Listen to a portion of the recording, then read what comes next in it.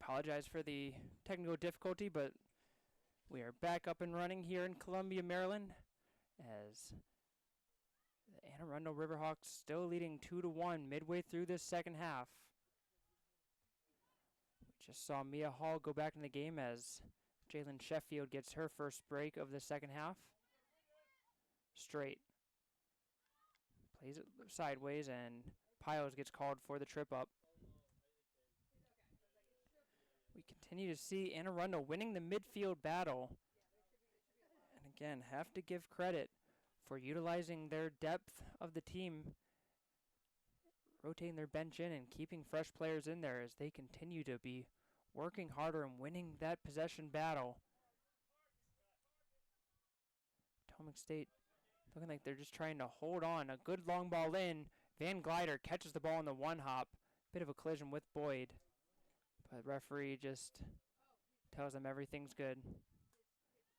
Catamounts just looking like they're trying to save their energy for that one big push forward and just try to utilize that one chance to just get on the board and then cut this lead.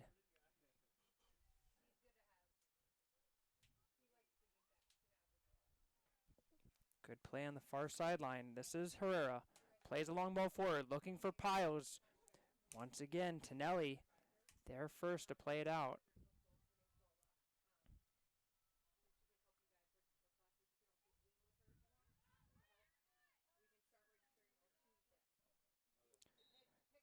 Piles called for the foul.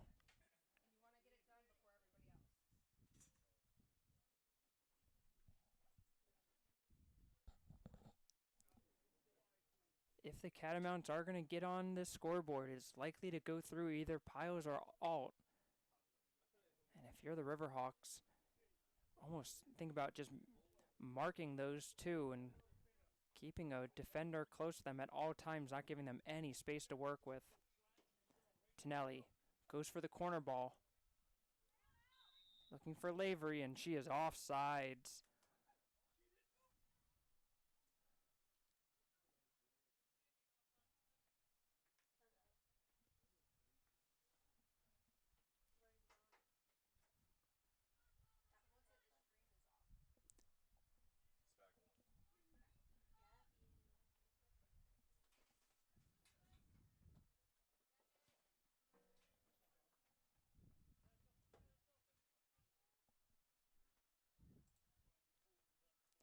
Potomac State working the ball up the field.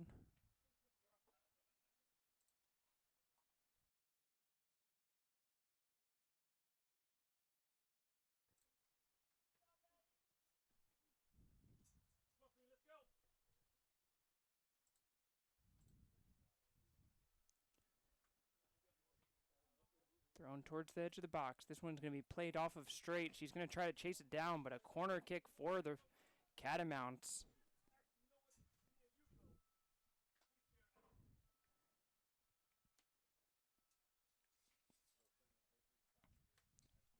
And Arundel puts 10 players into the box defensively. Potomac State also moving more up, and why not? You're running out of chances. See 7 players in there wearing a yellow shirt. Played in towards the top of the box. Played off the backside of Wharton. And now it's going to be a counterattack for the Riverhawks. Lavery, it's going to be a 4-on-2 breakaway right now. She'll play it up for Lane, and just a little too heavy as Lane can't get to it in time. It was a good thought trying to play it over the top for Lane as the Catamounts defense was backtracking, but just couldn't quite keep it in a place where she can get it before the Potomac State goalkeeper.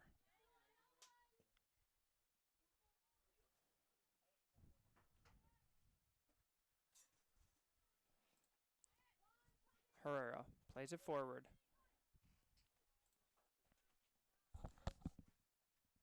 Entering the game for the Riverhawks, number 12, Jalen Sheffield, and number 9, Morgan Lanham. Entering for the Catamounts, number 11, Jaylene Ziegler.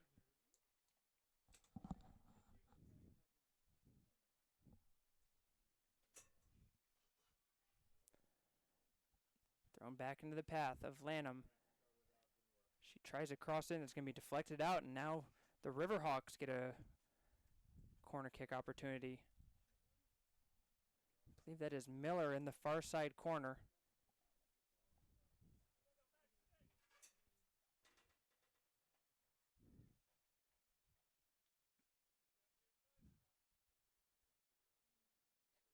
Miller taking her time. Now we'll play the ball in. That's a good ball right in the middle of the box. Header goal! Tina Tinelli puts it in. A beautiful cross in by Megan Miller. And no doubt about it, as Tinelli just stood over everyone and just headed that home. It is 3-0 Anne Arundel. Anne Arundel goal scored by number 21, Tina Tinelli. Assisted by number 6, Megan Miller.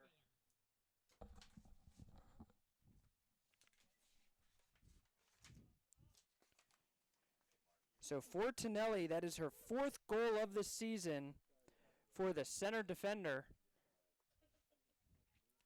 If I had to guess, all of them were likely from a similar scenario, as she looks almost unbeatable when that ball is coming down near her head. A beautiful header in.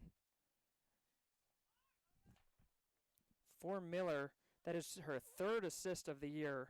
All 3 points in the year from assists. And the Riverhawks have made it 3-0. Pio's long shot, and that's going to skip into the hands of Lanham.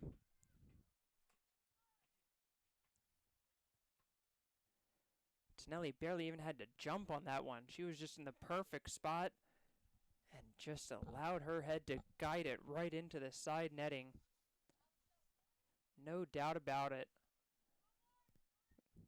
This is Morgan Lanham playing forward. Sheffield has space. Shot saved by Van Glider.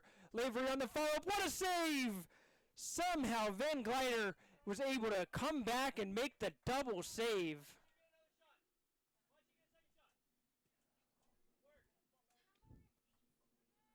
Van Glider had come way out of the edge of her box to make the first save. Was able to recover in time to save the second one from Lavery. 10 saves on the game for the Catamounts. Hartley Van Glider.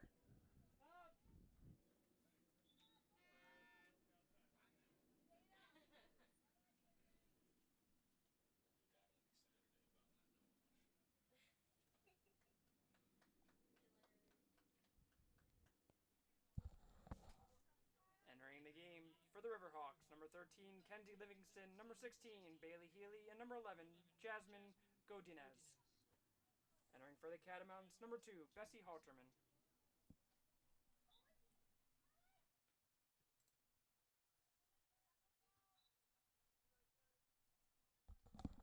So a triple sub for the Riverhawks, continuing to rotate in fresh legs as we see Halterman going back to the number 9 position of the Catamounts. Foul against the Riverhawks will allow Potomac State to move forward.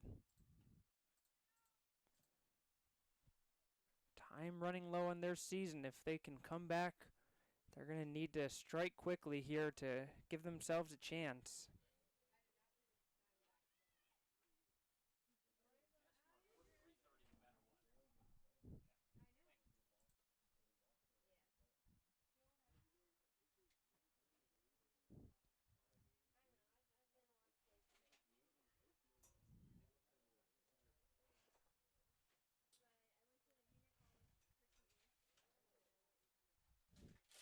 Played forward by Wharton. Sheffield gets the inside position, plays it outside for Hall. Can Hall keep it in? She does on the far sideline. Riverhawks playing by his forward. Boyd is wide open at the top of the box. Instead, Hall will try a long left-footed shot. Saved by Van Glider.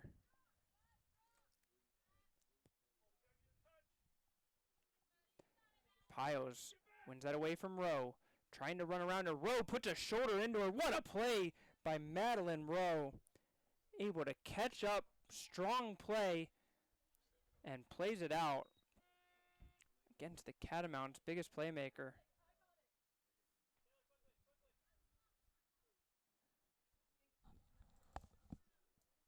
Entering the game for the Catamounts, number 23, Shakaya Khan. Khan will come in for Kirk.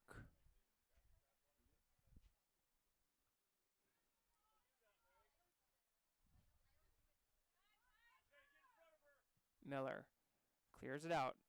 Finds the foot of Sheffield. She'll just play it long first time. And it's chested down and put back in by Herrera.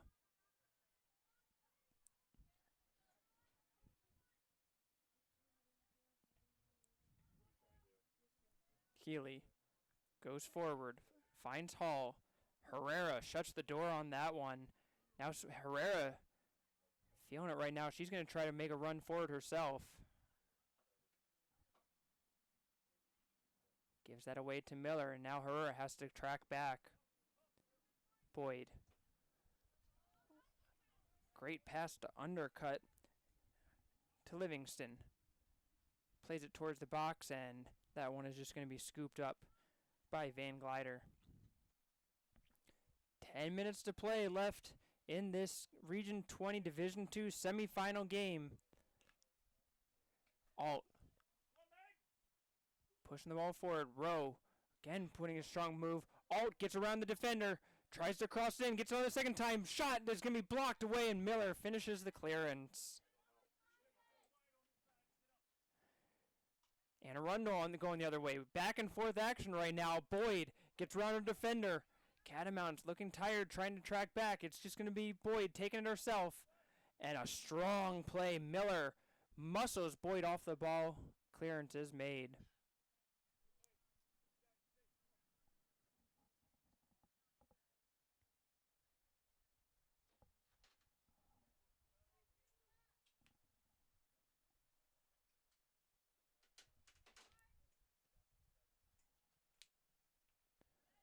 Played towards the middle. Sheffield, she's going to try a long shot. One hop into the hand of Van Glider. Van Glider making her 12th save of the game.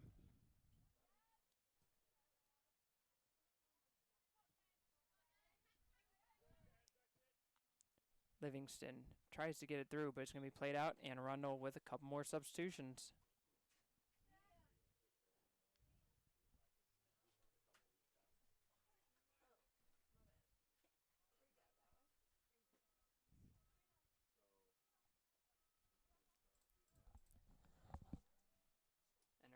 For Anne Arundel, number 19, Allie Lavery, and number 2, Tatum Augustin. For the Catamounts, number 15, Taylor Kirk.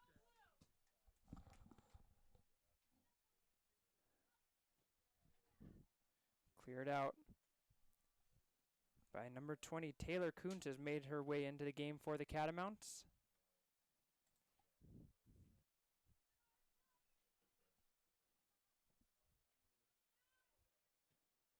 Kuntz plays it forward, looking for Piles. She gets a touch around Rowe, and the referees will say that Rowe didn't touch the ball, and it will be an Anne Arundel throw-in.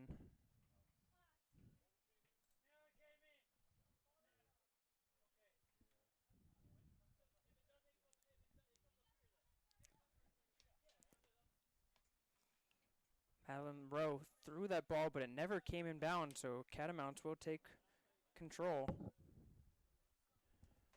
Thrown forward.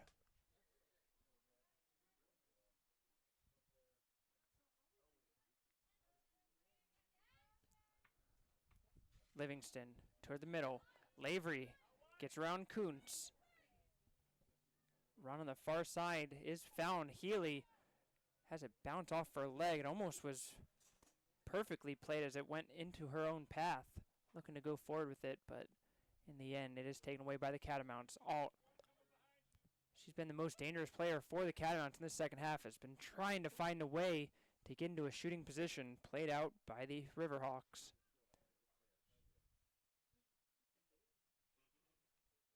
Long, high throwing in. Alt. Flick on header towards goal, and it's going to be out of play for a goal kick.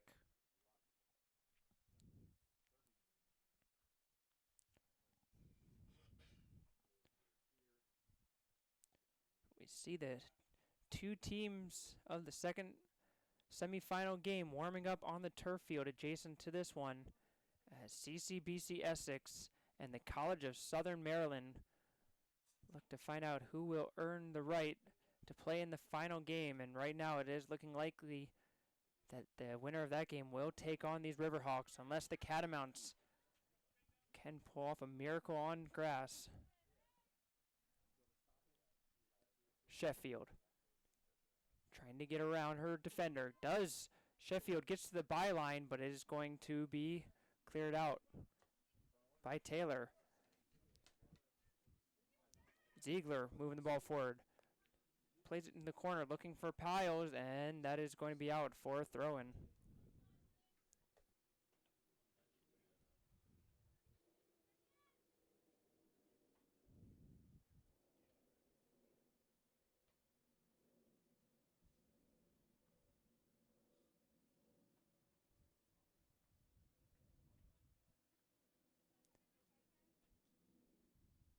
Piles runs through the back of Miller, and a foul will be called, and the clock is stopped, as I believe this will be our first car of the game, and it sure will be, as Morgan Piles goes into the books.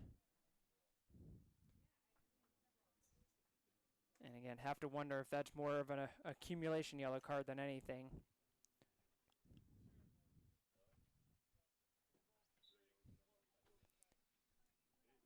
.5:11 left in this second half. Ball put back in play.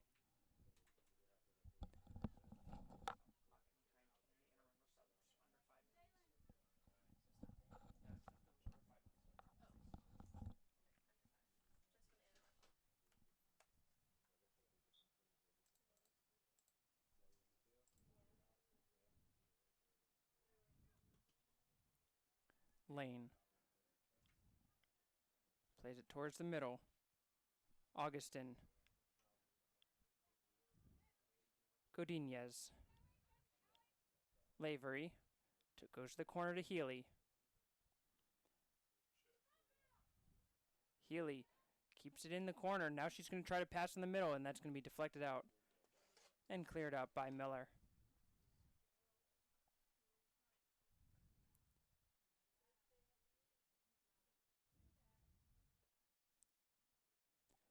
Coming into this tournament, it was pretty well known that any of these four teams were very capable of winning this tournament. And if I'm either Essex or Southern Maryland, I would certainly look at this game as watching out for the dangerous ability of the Riverhawks to take control of the game, get shooting opportunities, and be lethal in front of net. 3 goals against the number 1 seed Catamounts. Lanham tries to play it forward.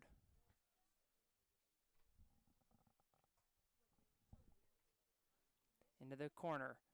Lavery crosses it in. Healy gets on the other end of it, but deflects it out for a goal kick.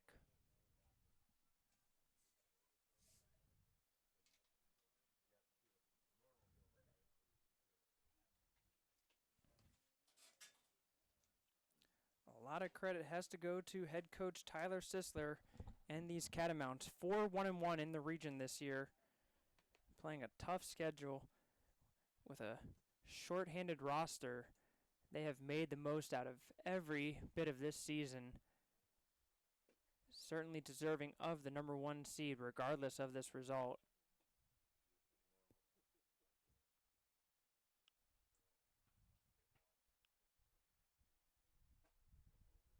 Played forward and out of bounds as Catamounts, and I see 5 defenders back on the back line right now. You're down by 3 goals with 3.5 minutes left. 2.5 minutes left.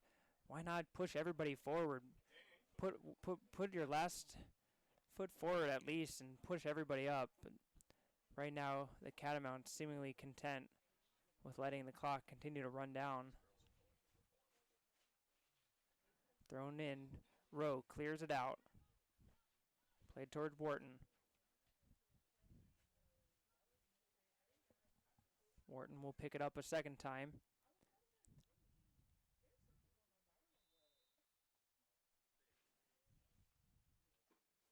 And I believe they're saying it was out of bounds on that far sideline.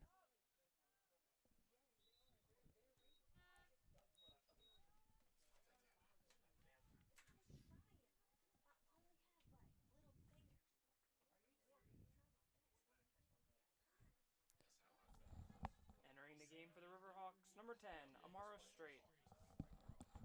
So the clock will stop under 5 minutes with the leading team making a substitution.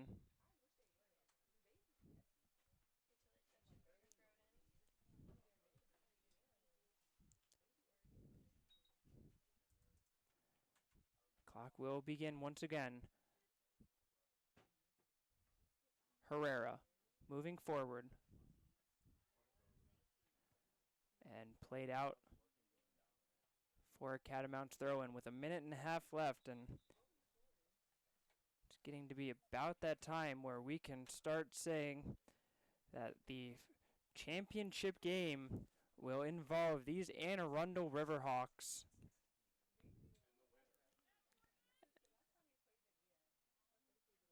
As they will go in for a chance to win their first Division II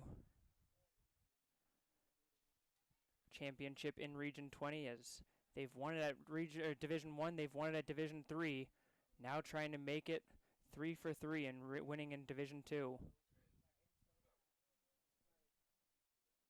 Under a minute remaining, Lanham will just clear it out of the play.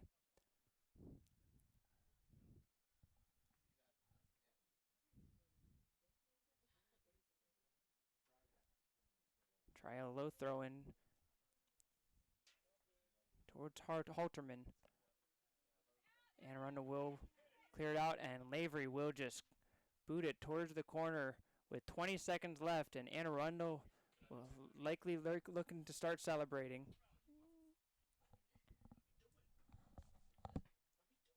10, 9, 8, 7, 6, 5, 4, 3, 2, 1. Final score, Anne Arundel 3, Potomac State 0. Congratulations to the Anne Arundel Riverhawks, who will play for the Region 20 Championship game right here on Saturday, October 28th at 12 p.m. Our second second semifinal game of the day will begin at 3:30 p.m.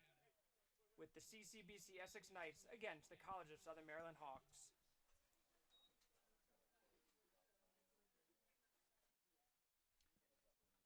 He's gone. I'd say if it was just counting down, then I would say sure, but...